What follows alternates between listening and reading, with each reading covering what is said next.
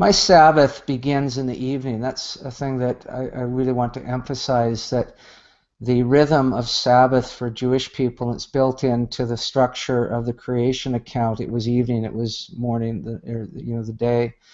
And so there's this rhythm of beginning in the evening.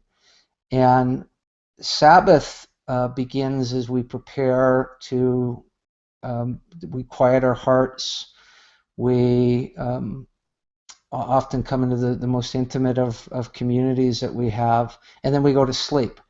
And so the idea that Sabbath begins with the dawning of the day is a counter to the biblical pattern, biblical practice. What I've found is that the begin in the evening means that I can have a day where I'm cutting the lawn or whatever. My practice, it tends to be that I do Sabbath beginning on a Saturday evening into a Sunday evening.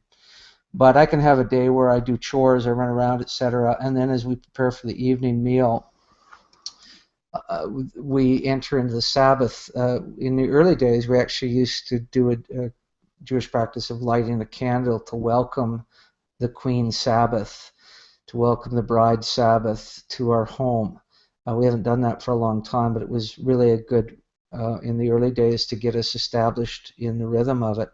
And then it begins with a meal, fellowship with, again, people that we tend to be closest to, dear friends, family, etc., and then go to bed, waking to the day already in motion, the gift already been given.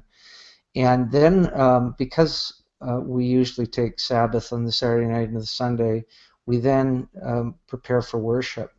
And I think some form of worship is essential to good Sabbath keeping, because it's part of remind ourselves of who we are and whose we are, not just individual in an individual way, but in the corporate body of the people of God. And so, and also Sabbath is putting God at the center. So worshiping the triune God is so important to that act of reorienting to God at the center.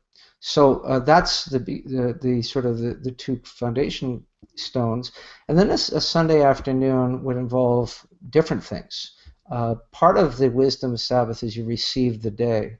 You don't necessarily plan the day, you receive it. The day comes to you and you enter into it, and you take it as a gift, and you discover what's in it. So sometimes it will involve going for a meal with people, sometimes it will involve a walk. Often it involves having some kind of another sleep or nap.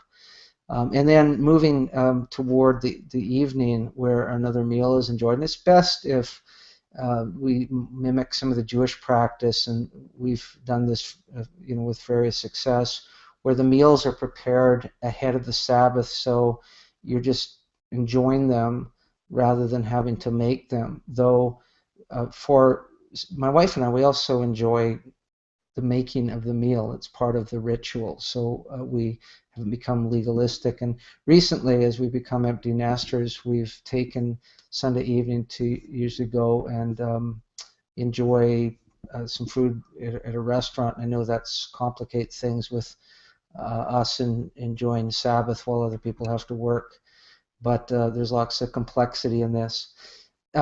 After the evening meal on the Sunday, the Sabbath is over, and in our old practice, we used to snuff the candle as a reminder that this gift has come and left, and we'll be back again in a week.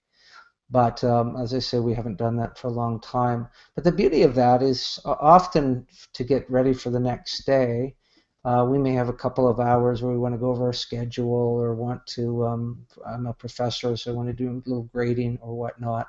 And so then I may do that in the evening, or I may not. I may just kind of continue in a kind of a Sabbath mode of rest, reflection, and community. But that's a general shape of my Sabbath that would vary according to what the day brought.